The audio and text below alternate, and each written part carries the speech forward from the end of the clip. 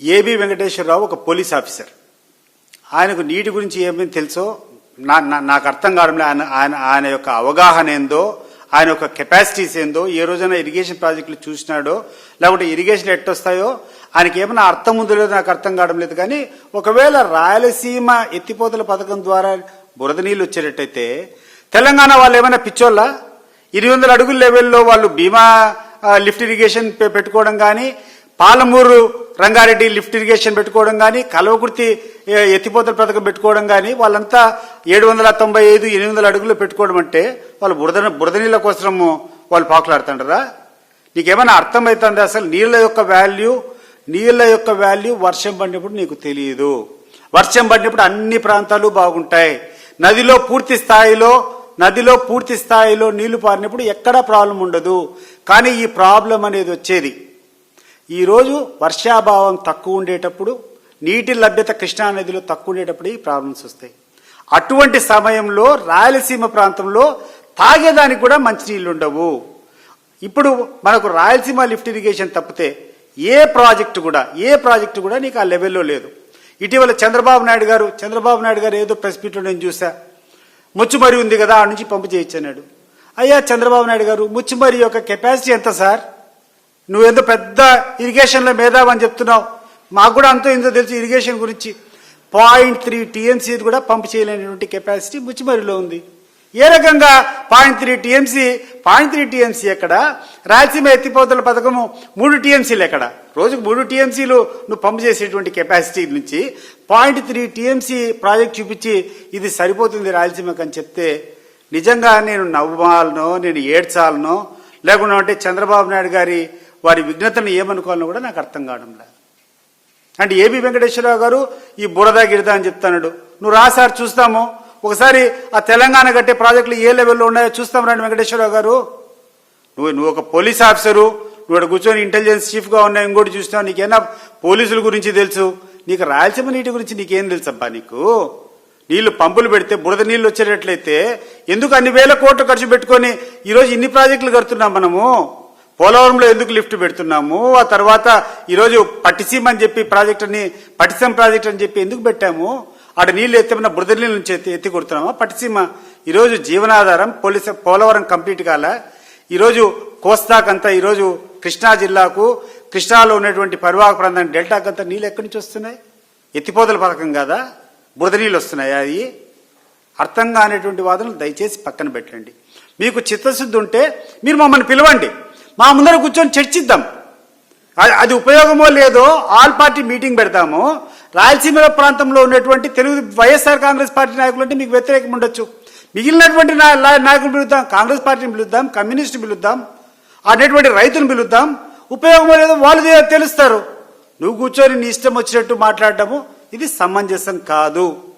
రాయలసీమకు నీళ్ళు వచ్చేటువంటి దానికి ఈ ప్రభుత్వం ఎందుకో మరీ మోకాలు అడ్డుతా ఉంది. దీన్ని ఈ ప్రాంతం యొక్క ప్రజలు హర్షించరు. దయచేసి మీరు గుర్తుపెట్టుకోండి.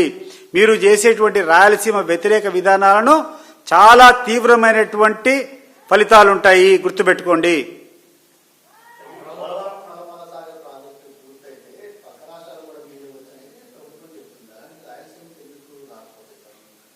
పోలవరం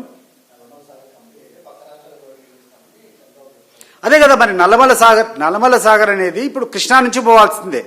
శ్రీశైలం నుంచి వెలుగోడు ద్వారా టన్నెల్స్ ద్వారా తీసుకుని పోవాలా. జగన్మోహన్ రెడ్డి గారు ముఖ్యమంత్రిగా ఉన్నటువంటి ఆయనలోనే ప్రాజెక్ట్ అంతా పూర్తి అయిపోయింది. టన్నెల్ పనులు పూర్తి అయిపోయినా అనేటువంటి నల్లమల సాగర్ ప్రాజెక్ట్ పూర్తి అయిపోయింది. ఈరోజు కేవలం అనేటువంటి R&R అంటే రిలీఫ్ అండ్ రీహాబిలిటేషన్ అనేటువంటి నిర్వాసితులకు అందరికీ వాళ్ళకి డబ్బులు ఇచ్చేసి ఆ నుంచి వెకేట్ చేయించడం. నువ్వు వెకేట్ చేసేటువంటి మరుసటి నిమిషం కృష్ణా నుంచి నీళ్లు తీసుకొని వచ్చి వెలుగోడు ద్వారా నువ్వు నింపచ్చు నల్లమల సాగరు. మరి ఎందుకు చేయడం లేదు? 8,000 కోట్లు ఖర్చు పెట్టామని చెప్పి గోపాల్ చెప్తున్నటువంటి నాయకుడు ఆడ అయ్యే ఖర్చు అంతా ఎంతంటే ల్యాండ్ అక్విజిషన్కు R&Rకు 800 కోట్ల నుంచి 1,200 కోట్లు అయితే పూర్తి స్థాయిలో అయిపోతుంది. కనీసం 100 కోట్లతోనూ 200 కోట్లతోనూ ఒక ఫేస్ అన్న, కనీసం ఒక TMC నీళ్లు పెట్టి ఏమైనా ఈరోజు ల్యాండ్ అక్విజిషన్ చేయొచ్చు కదా. అది కూడా మొదలు పెట్టలే. పూర్తి స్థాయి కంప్లీట్ కావాలంటే 1,200 కోట్లు కావాలా. కనీసం కొన్ని నీళ్లు పెట్టాలంటే ఆ ప్రాంతం పైన నువ్వు కంప్లీట్ చేస్తే నీకు మినిమం స్టోరేజ్ అన్నా పెట్టచ్చు. ఎందుకు పెట్టలేదు అని చెప్పి అడుగుతున్నాం. నువ్వు వేరే స్టేట్లు పక్కన పెడుతున్నావు, వేరే స్టేట్ పక్కన పెట్టు. కనీసం మన ప్రకాశం జిల్లాలో ఆదుకునేదానికి నీళ్లు పెట్టేదానికి ప్రాజెక్ట్ అంతా పూర్తయింది. పూర్తయినటువంటి ప్రాజెక్టుకు R&R ప్యాకేజ్ కూడా ఇయ్యలేనటువంటి అసమర్థతన లేకుండా అంటే నిర్లక్ష్యమా? అది ఈ ప్రభుత్వం చెప్పాలా. ఎందుకు కానీ మీరు ఇవ్వడం లేదు?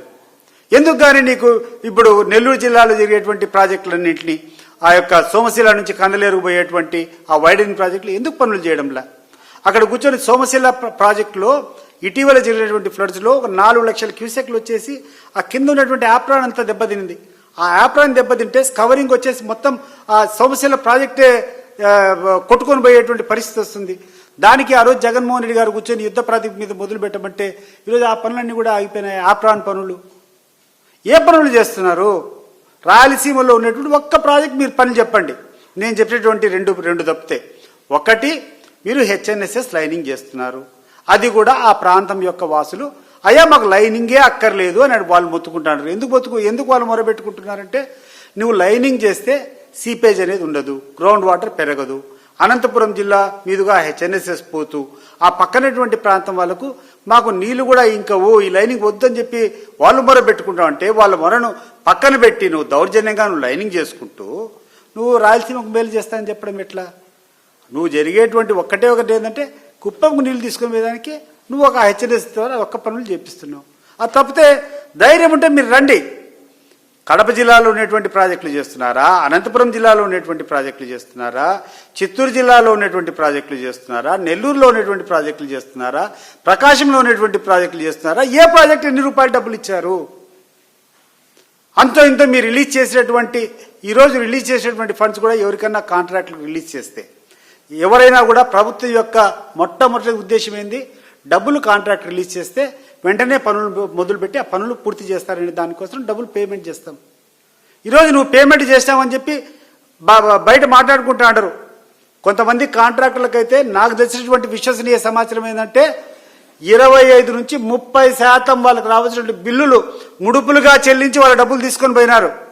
ఇది మా ఆరోపణ. ఇది మాకు వచ్చేటువంటి విశ్వసనీయ సమాచారం. మరి మీరు బయట పెట్టండి. మీరు ఎవరికెవరికి పేమెంట్ చేస్తారు, ఏ ఉద్దేశంతో పేమెంట్ చేస్తారు? మరి మీ పేమెంట్ చేసింటే వాళ్ళు ఎందుకు గాను పనులు మొదలు పెట్టలే?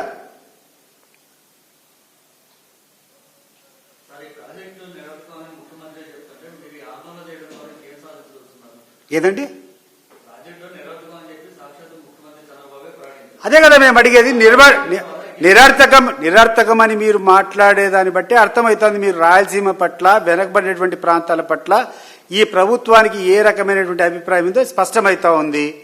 ఆ ప్రాంతం యొక్క రాయలసీమ ప్రాంతము, నెల్లూరు ప్రాంతము, ప్రకాశం ప్రాంతం నుంచి ఇక్కడటువంటి ప్రజల యొక్క వ్యతిరేకత తప్పకుండా డిపాజిట్ లేకుండా మీ పార్టీని తరుపుతారు. గుర్తుపెట్టుకో. మీరు ఇవన్నీ నిర్వర్తకత అంటున్నారు కదా, మీరే ఒక వేస్ట్ అని చెప్పి ఈ ప్రాంతం వాళ్ళంతా ఏ రోజు ఎలక్షన్స్ వచ్చినా కూడా మీకు బుద్ధి చెప్పేదానికి రెడీగా ఉండారు. మా ప్రాంతంలో ఉన్నటువంటి ప్రాజెక్టులంతా అంత వేస్ట్, అంత నిరర్థకం అని మీరు అనేటట్లయితే మీరే ఒక నిరర్థకం. మా ప్రాంతానికే మీరు అవసరం లేదు. ఈరోజు ప్రజలకు చాలా స్పష్టంగా ఉండాలి దాని మీద. ఏ రోజు ఎన్నికలు జరిగినా ఇదే గంటలో ఎలక్షన్ జరిగినా నామరూపాలు లేకుండా మీరు పోతారు. ఈ 6 జిల్లాలకు సంబంధించి, ఈ 6 పాత జిల్లాలు, గ్రేటర్ రాయలసీమకు సంబంధించినటువంటి 4 పాత జిల్లాలు అనంతపురం, కడప, కర్నూలు, చిత్తూరు, నెల్లూరు, ఒంగోలు, ఈ 6 జిల్లాలకు సంబంధించినటువంటి ప్రాంతంలో మీరు నామమాత్రం 1-2 సీట్ల కంటే ఎక్కువ గెలిచేటువంటి పరిస్థితిలో లేదు, ఉండదు కూడా.